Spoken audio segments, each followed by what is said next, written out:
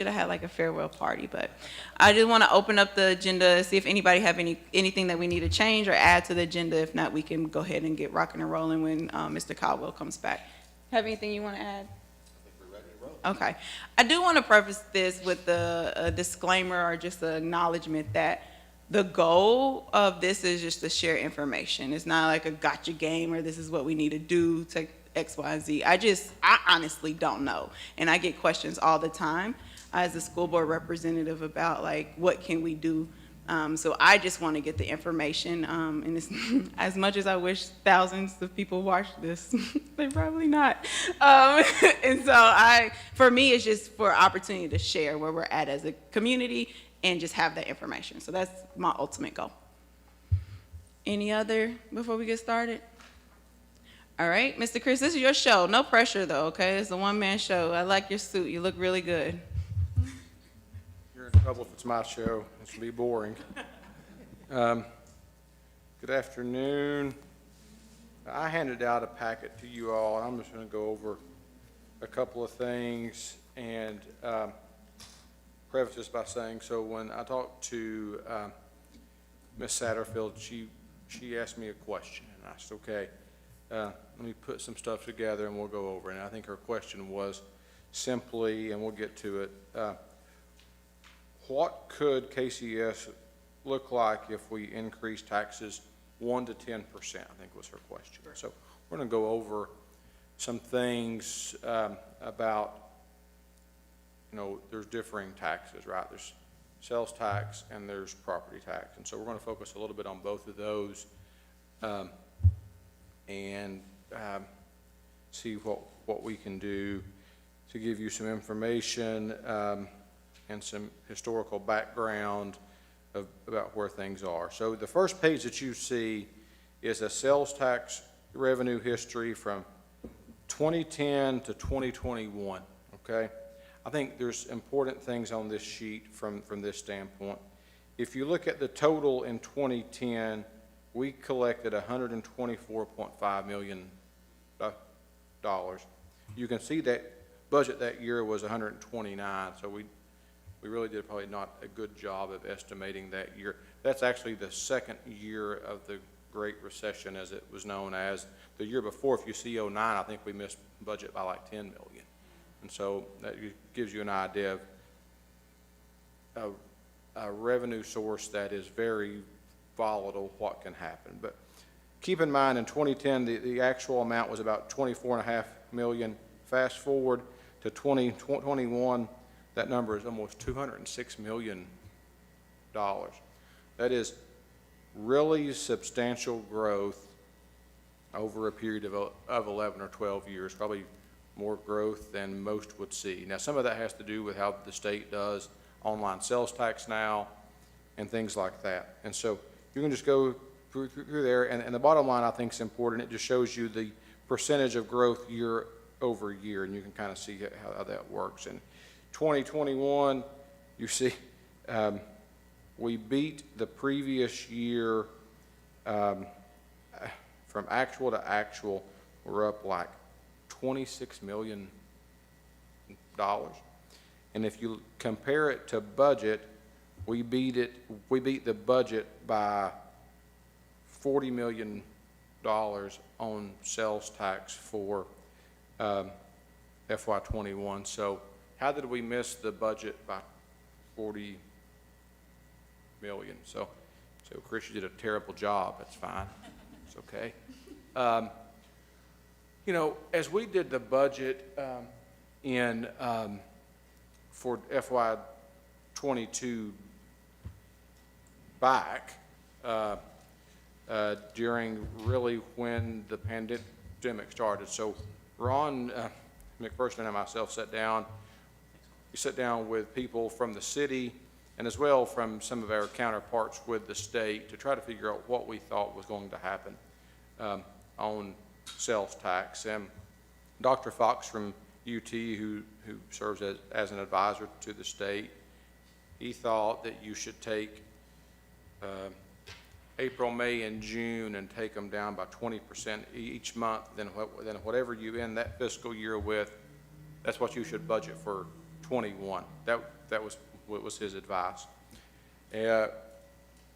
Ron and I were not as bullish as he was, and so we probably went down more than he went down. But I think he would even tell you right now, I think we were all surprised by the bounce back, right? And so sales tax substantially good for 21, and so from that source of revenue, we often get asked. We're at 9.25%. I think every county around us is at 9.75. So we get asked that a lot. So why is that? Well, historically speaking, the county and the city have had 3 referendums on the ballot related to sales tax.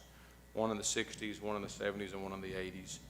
I think the first one in the 60s was for a whole penny, 1%, and that whole 1% went to schools. There was one in the 70s, and it was either 3/4% or 0.5%, and it was split evenly, 50-50. And in the 80s, it was the same thing, split evenly, 50-50. So then what you get to is a fractional number of 13/18 of a penny for schools, which ends up being 72.2222%. And so the city passed that along to schools as well when the merger of city and county schools took place in the 90s.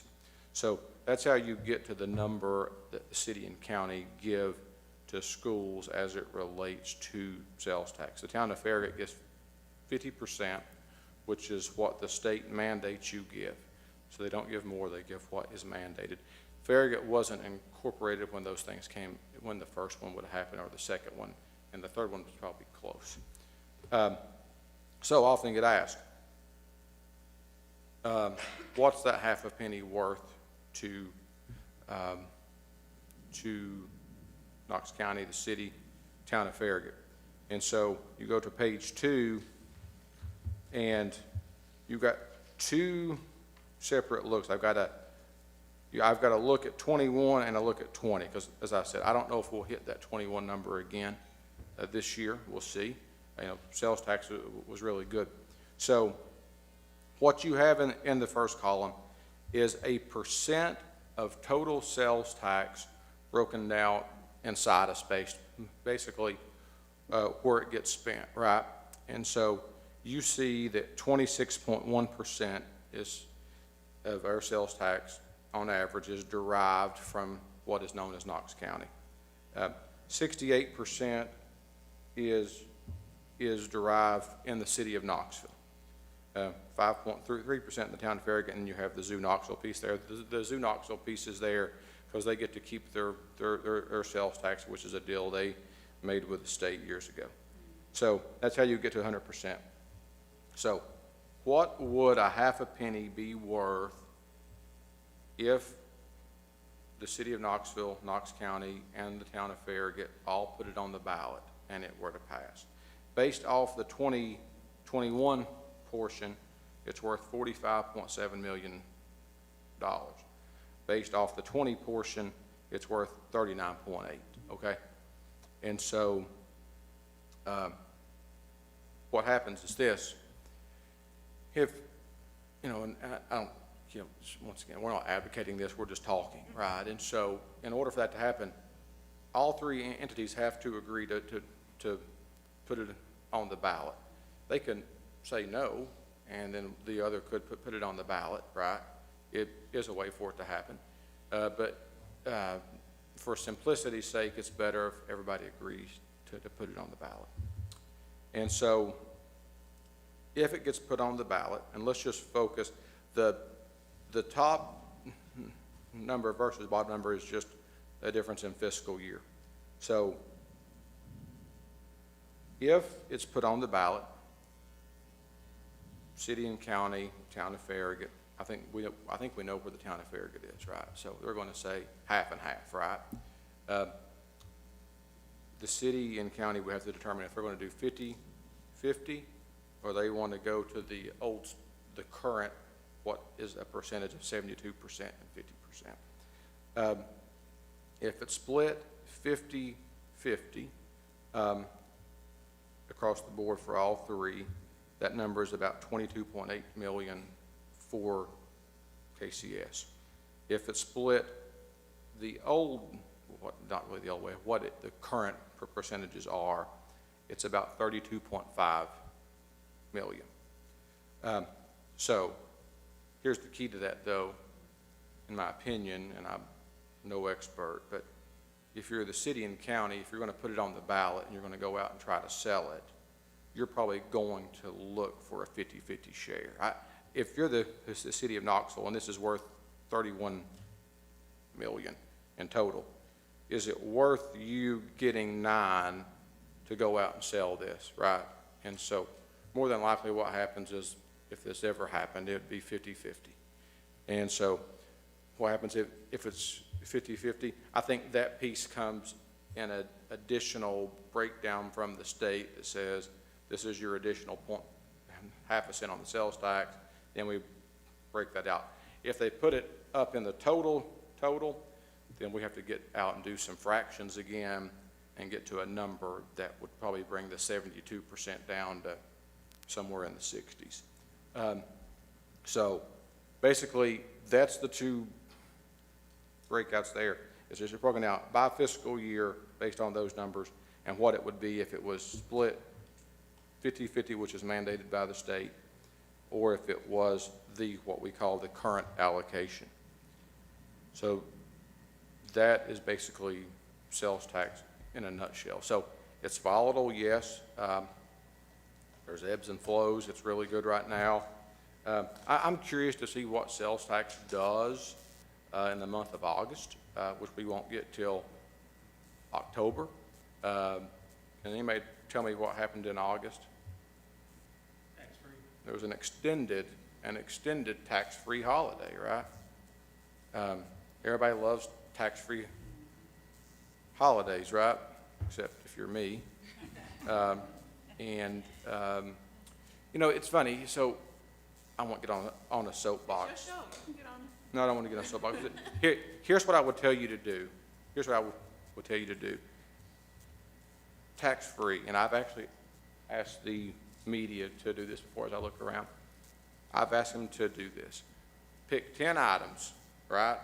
Price them the week before tax-free weekend, the weekend of tax-free weekend, and the weekend after.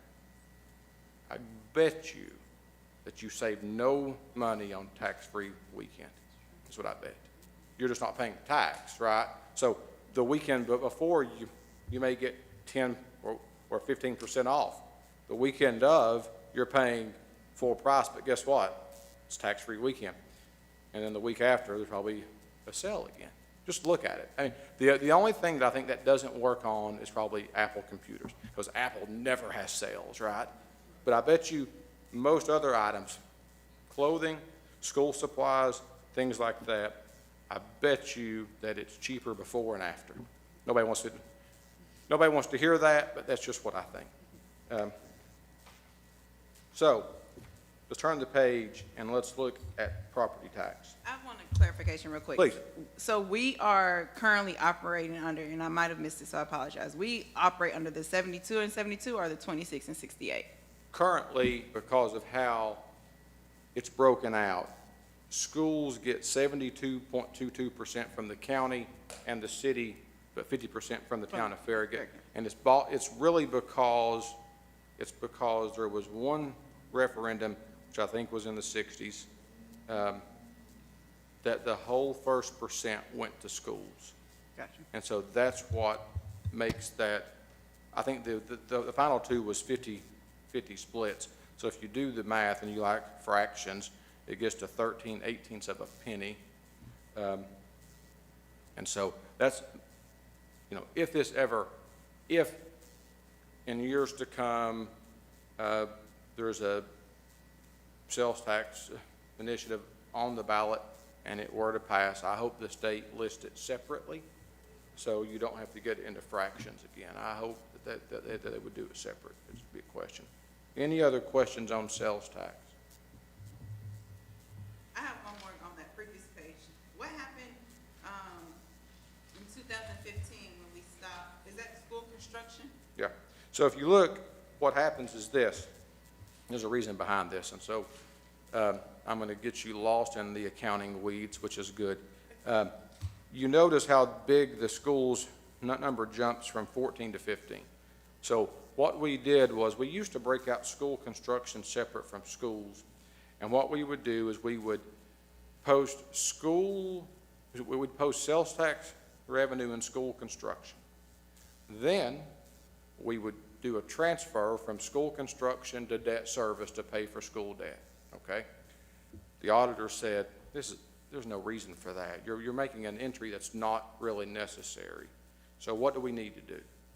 What we need to do is just post it straight to debt service. It makes sense that way, right? So what we ended up doing was, which was you'd be surprised, it was confusing for some.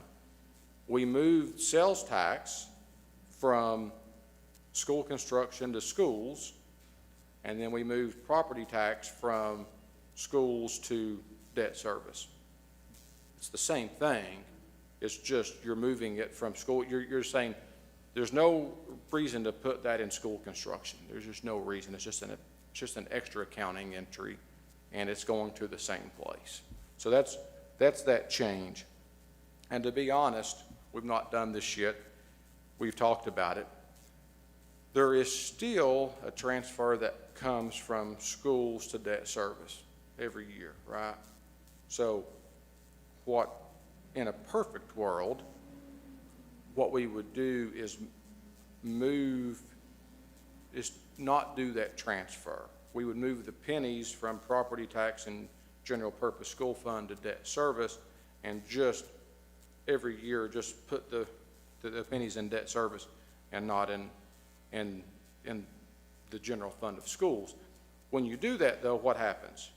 The budget goes down, but it's not really going down because you don't count transfers anyway when you look at maintenance of effort.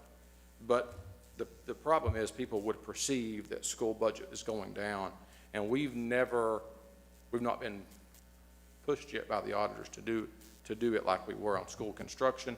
But if you ask Ron and myself, we would tell you to be a cleaner way to do it, but you've got to explain it, right? You've got to explain it, and that can be complex because people are going to say you're just messing with numbers, and you're truly not. It's really more of an accounting entry than anything. And so, good question though.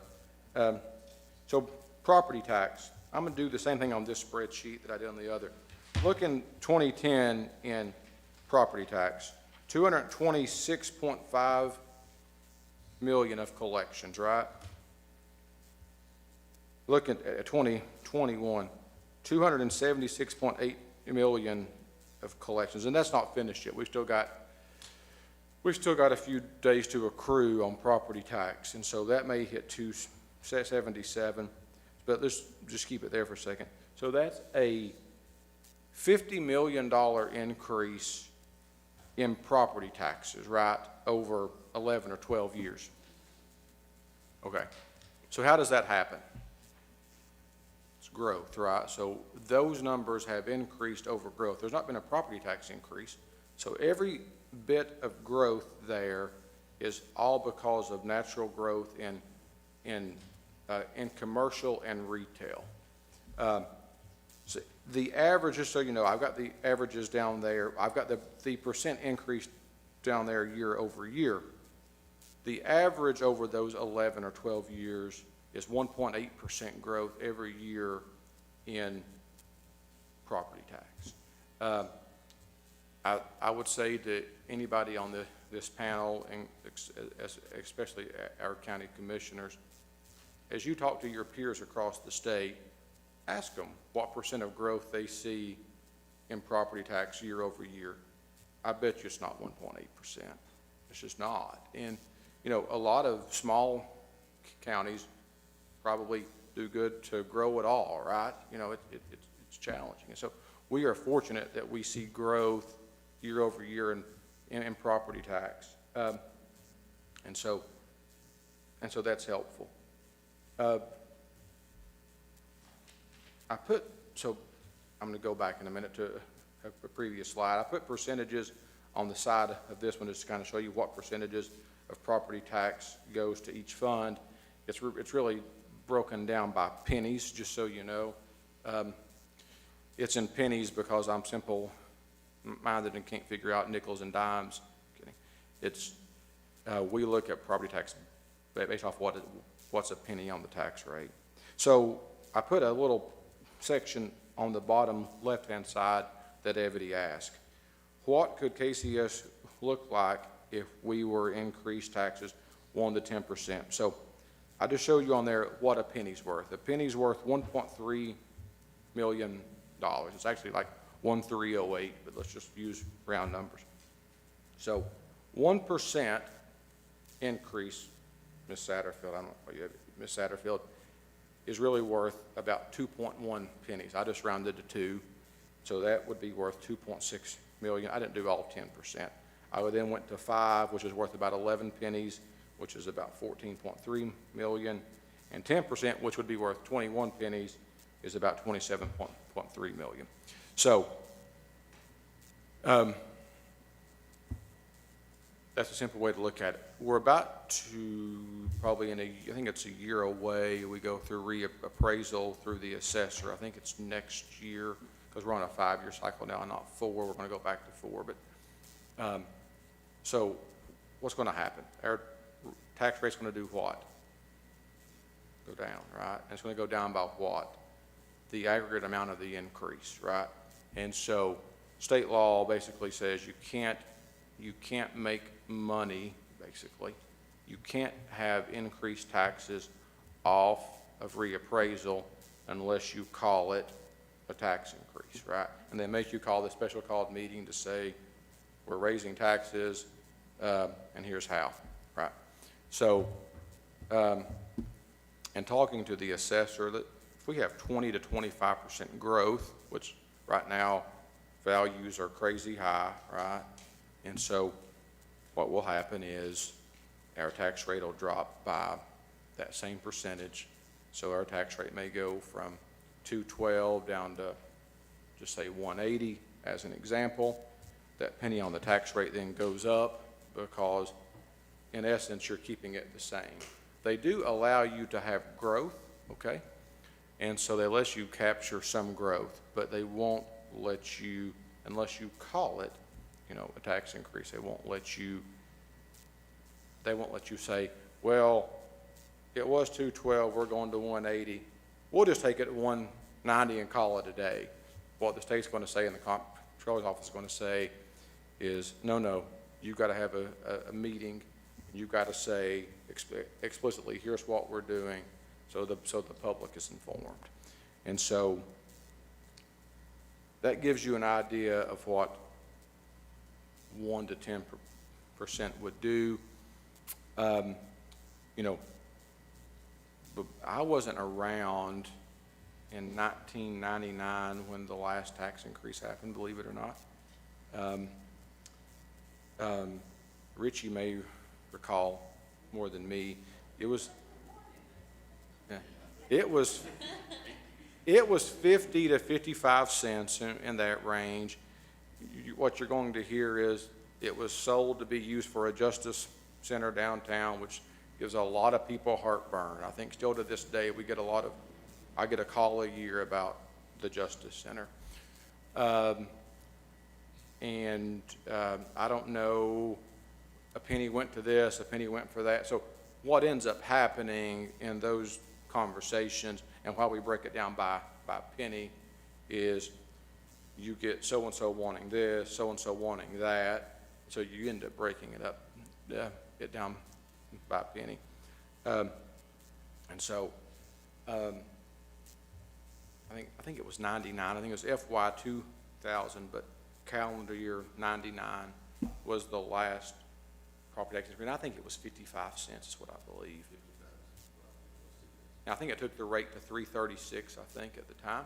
And so from that year to now, we went from 336 to 212. So how does that happen? It just means that your growth has led to your tax rate going down.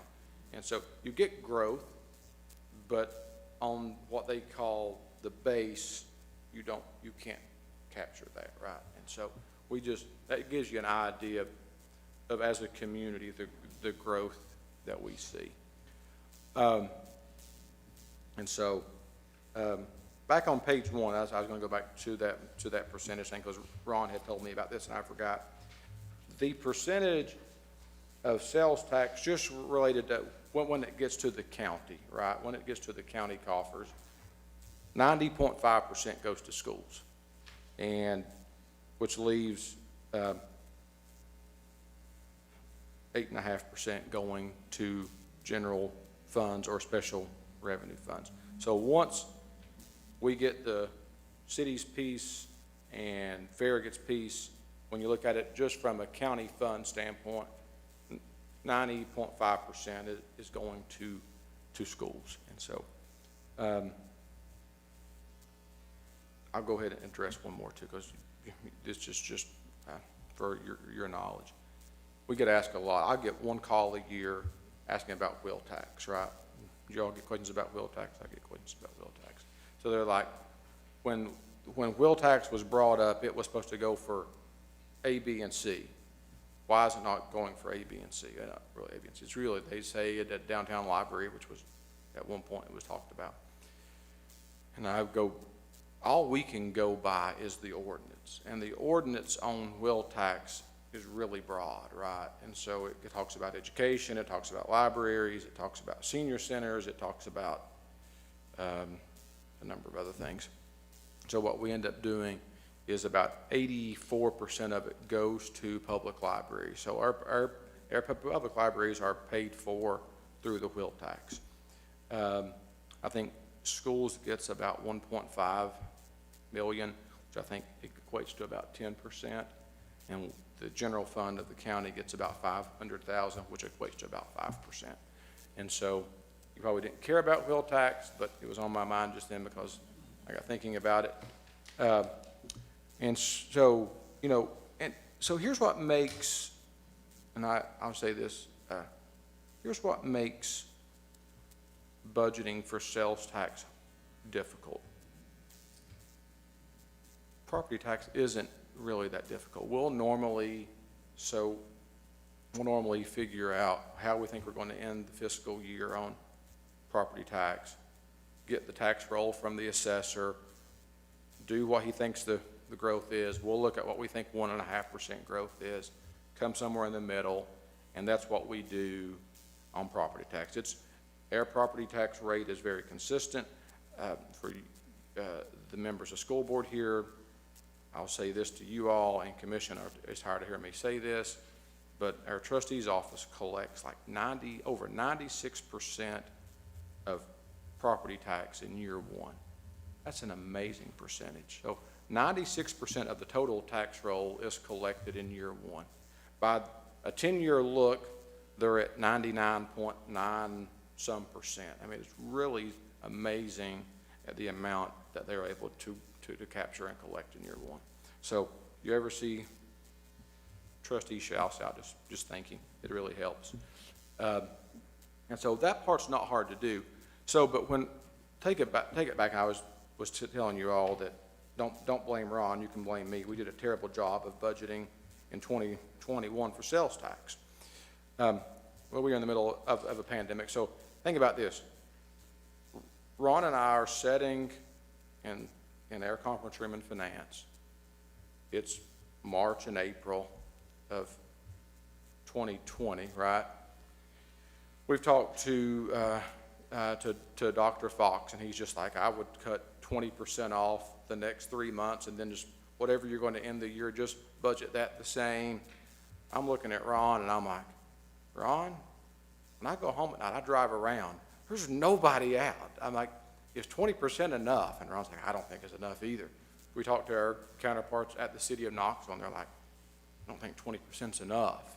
So we went lower. We was like, we think April's going to be really bad, and so we structured it in a way to where it would come back like in the fall.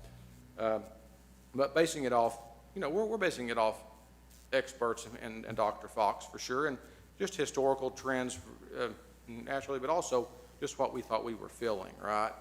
I mean, you can kind of recall back then, back in April, our sales tax in the month of April last year, which was the worst it got, was down 9%.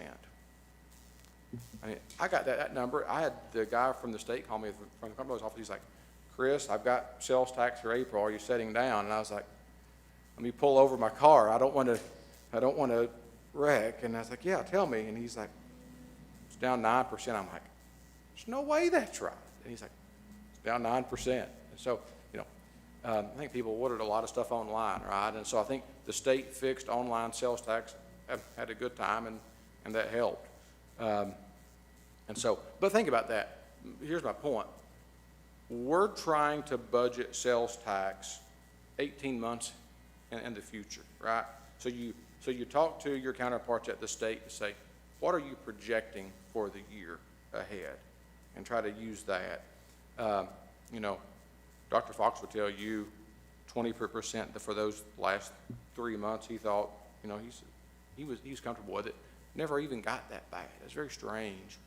But it's really hard to hit that sales tax number, and we are insulated. And to tell you why we're insulated from the standpoint that we've got TVA headquartered here. They're big, right? They employ a lot of people. We got a big university here. They employ a lot of people. You've got a big city and county government along with a big school system. You've got Oak Ridge that buffers us. You've got big community colleges. That helps. And so what I often say is, if the state comes out and says, oh, the low was hit, now we're about 10% higher than where we were. We probably never hit that low, right? We probably went down a little bit. But if they say that the state's come back 10%, we're usually probably back 5. And if they say the state's down 10, we're probably down 5. And we never experienced the highs of the highs or the lows of the lows, which is a really good spot to be. I mean, that buffer helps, right? And so what also helps is we've done a really good job of building up our reserves and fund balance. Fund balance is very important. It helps our bond rating. Some people think that it's a savings account that should be spent. I would say no, it's not. It's really meant, we've got a fund balance policy at the county that says we want 3 months worth of expenses or revenues. We currently have a little over 4 months worth, right? But if you look at what Moody's says, they're like, it needs to be a little higher. And so we don't want to pay higher interest rate on bonds by using one-time money. So I think it's important to have reserves. And I think, can you have too much? Yes, you can have too much. I'll never say I'll never say that. I'll never argue that point. But you also don't want to spend it down to a point to where you're in trouble too, because fund balance is also liquid. It's used to when our taxes aren't coming in the fall to keep us solvent, so we don't have to go out and get tax anticipation notes or borrow money. I mean, we're fortunate in that we don't have to go out and do that. If you talk to other governments, they have to get tax anticipation notes and things like that. We don't. We do a pretty good job. I think the other day, Trustee Shaw said we had like $170 million in the bank. Seems like a lot of money, right? It is good, but as a government, it probably takes about $3 to $3.5 million a day to run the full government of the schools in the county. And so I'll quit talking and just answer your question. Thank you so much. It was very insightful and a lot of information, so I appreciate that. I want you to help me make this statement true, or not true, but make sure it's accurate, and then add anything that I might be missing. So if somebody asked me, if I gave this response, because of the 1.8% yearly growth that we have, our tax rates continue to remain low. Is that a complete statement? It is. I think ultimately, if you didn't have growth in your property tax base like that, and you needed more revenue, then these 4 county commissioners would hear a lot more about raising taxes, right? But what ends up happening currently is we see growth year over year over year, and we've been able to meet requests. Now, do you fully meet requests? Maybe not, but, you know, it's not like we're going backwards, so to speak. So I think there's no doubt that 1.8% growth in property tax helps, along with the growth that we see in sales tax. You can't state enough that that's important too. I mean, it's really substantial. Any other questions? Yep. Chris, I've got a couple. I know you stated this, but if you can state it a different way, just to make sure that, at least that I'm understanding. So you made the comment that the state allows us to keep the growth, but not the increase. So can you maybe say that a different way to make sure that we're understanding that? I'm not the property assessor, so John may come and put tape on my mouth. But so when they're looking at reappraisal every year, anything that's new, that's came in, that's been built since the last appraisal, So a new development. they'll let you have that. Mm-hmm. They'll go base to base, right? Right. So they're going to say base to base, what's that aggregate growth? Mm-hmm. And let's say the growth is 10%. Then they're going to say, you've got 10% growth base over base. There's some other things that go in there, Right. Mr. Watson. It's, you know, utilities and things like that.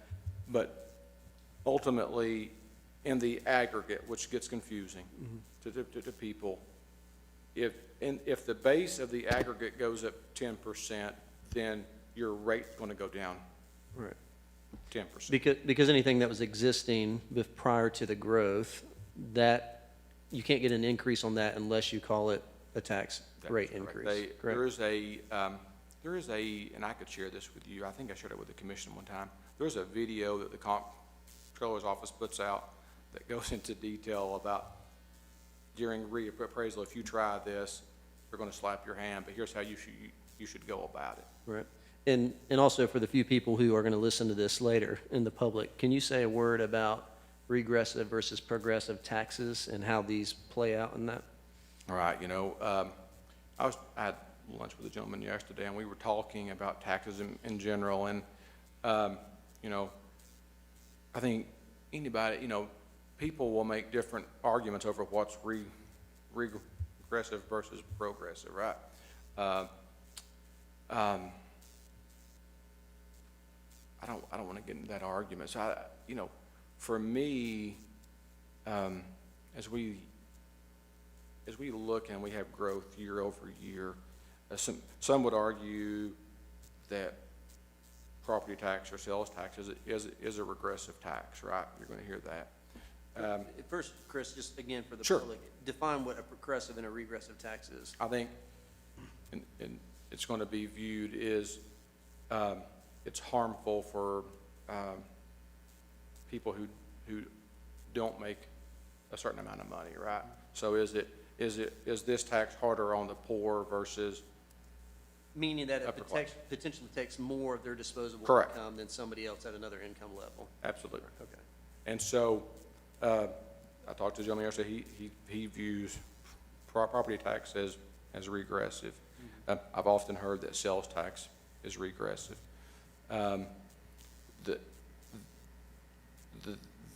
hand that we've been dealt, right or wrong, from how we're structured, that's really 2 of our 3 legs of our stool of how we're supported, right? I mean, the other leg would be BEP, right? That's a big leg. And really, BEP comes from sales tax, right? And so, if someone's view is sales tax is regressive, you know, you'd have to fix that at the state level, not here. I know we talked about if you went after the half cent on the sales tax, and so some would view that. I think if that were to play out and there was a push for a half cent on the sales tax in some form in the future, I think the proponents, let me rephrase that, I think the people opposed to that would use that argument. They're going to say that's a regressive tax. Yeah. And that you shouldn't be going after that. You know, you shouldn't be putting that on the backs of people who can't pay. I think that's what you would hear. And so, you know, the people who would be pushing for that would be saying, yes, but do you feel it, right? I mean, what you're going to hear, does the average person feel that?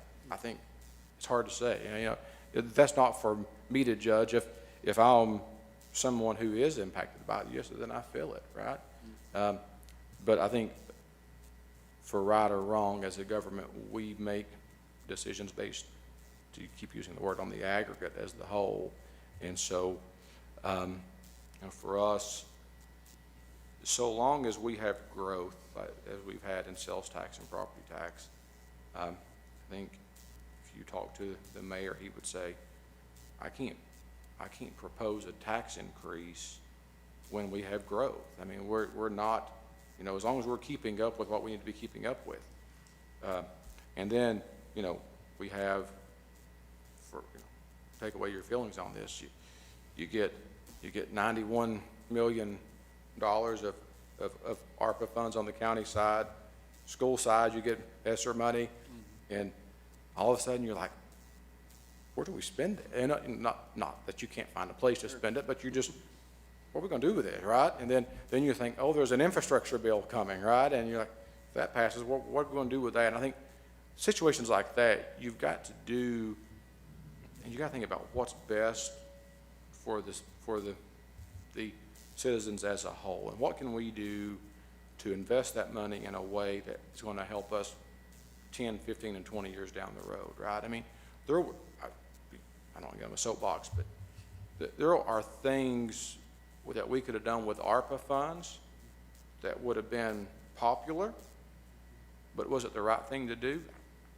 I don't think so. I think investing in water and sewer infrastructure with stormwater in that and getting that matched by the state more than likely, that's smart, right? And that helps to promote growth, which helps to also continue growth in the school budget and the county budget from a property tax standpoint. So I think, you know, it's just trying to figure out what to do with that man. And you as a school member have done the same thing with ESSER. It's how do we best use this money to set us up for success in the future? And, you know, you're never going to make everybody happy, right? You know, we got a lot of phone calls about, oh, I think you should use ARPA funds here, here, and here. Thanks for your request. We're going to look at them and we're going to, you know, examine them as a whole. And I think you do that to try to help to help everybody, including those that you mentioned before. If you can use those like we're going to use some of our money for nonprofit grants, which we think can help a lot of the people in our community. I think that's what that money should be used for. Thank you. Yeah. Any other questions? Richie, you don't have to.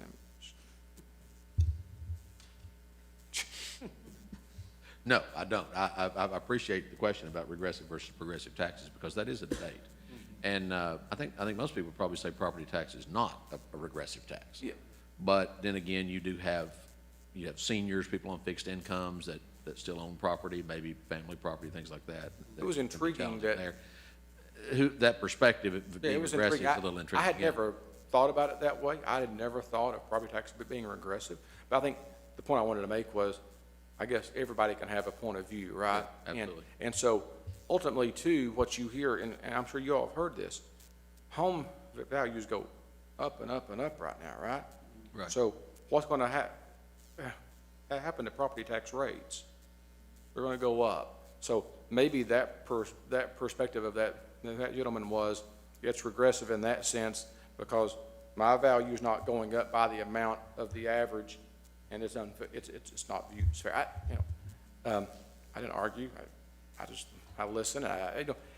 I like people with differing point of views than me because it makes me think, and then, we don't have to be wrong. I mean, I think everybody's entitled to their opinion, and let's just work to see what we can do. And so yeah, I'm with you. I don't think it is regressive, but, it's okay. It's fine. There's no doubt that I think the vast majority of people would tell you that sales tax is.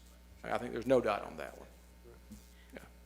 I appreciate you doing this for me, Chris, because again, I didn't have this information and I get questions all the time, and you can hear, well, if we just increase taxes, then we can get everything that we need, and that's not always the case, right? And so for the new knowledge that I was able to gain, it wouldn't have happened had you not done this. And I know that everyone gets all antsy when we talk about taxes, but I had no idea that Knox County had a 1.8 growth over the last 10 years in where we are. And so I thank you for presenting that information now, and also presenting the information of asking my question, what could KCS look Yeah, like, I would right? say this too, in closing. Ron does a great job for schools, right? And Ron's a dear friend of mine.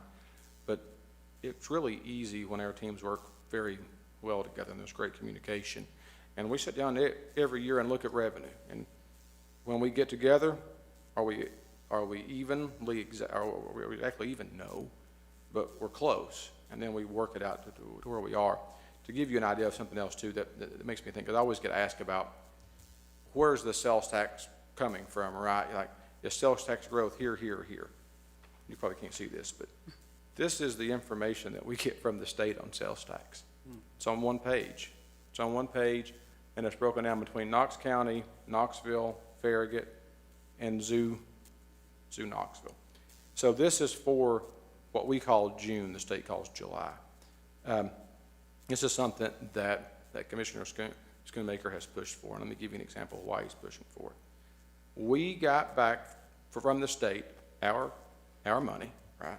$23,973,000. Excuse me, $23.9 million.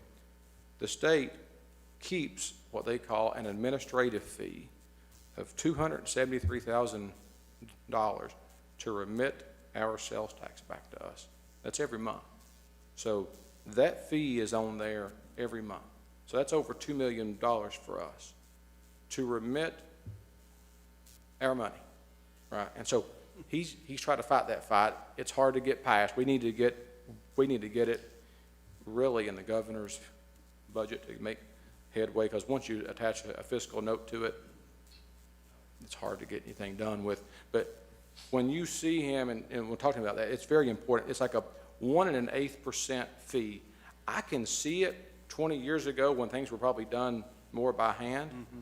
This is an automated process. And then on top of this, we spend a fee every year because there's mistakes on this that we have to try to fight for our funding. And so it's intriguing, but I just wanted to show that. We can ask the state for an itemized list of where the taxes come from, but it's a special report, and I thought last one I got was over a year ago. So if you ever need anything, call me. I'm always around. Thank you. Thank you all. Thanks, Chris. Appreciate it. Awesome, and that's the only item that we have on our agenda. Is there any other business that anybody would like to present or bring up? I wanted to say thank you to Ebony Satterfield for leading this committee for, is it 2 years now? Well, yes, Okay, yeah. with And the I- help of Jay with Larson. Commissioner Jay, yeah. I think this is, you've done a great job, I think, setting the agenda and getting topics in front of us that were helpful. This is a committee I've really enjoyed being part of. And it's been my second year, I believe, on it. Carson, maybe it's 3 because 2020 kind of never happened. But I know it's been at least 2. And I think it's one of the most important committees we have because, nothing we touch as commissioners is more important to people than schools. And I've learned a lot in 2 years on this committee. It's been really helpful. So thank you for your leadership. No problem. Anything else? I know we will reconstruct. When does that happen, Terry? September. Okay, September. And I asked that for the members that come on for the next year, like also opportunity to bring possibly county commission information so that school board members can be aware. I know this is more housed within the Board of Education, but I think it will help us as well to get a better perspective as how you all's role and how important it is for the schools, but we need to understand your responsibilities as well too. So look forward to seeing some of that come forward next session. All minds and hearts clear? Meeting's adjourned. Have a great day.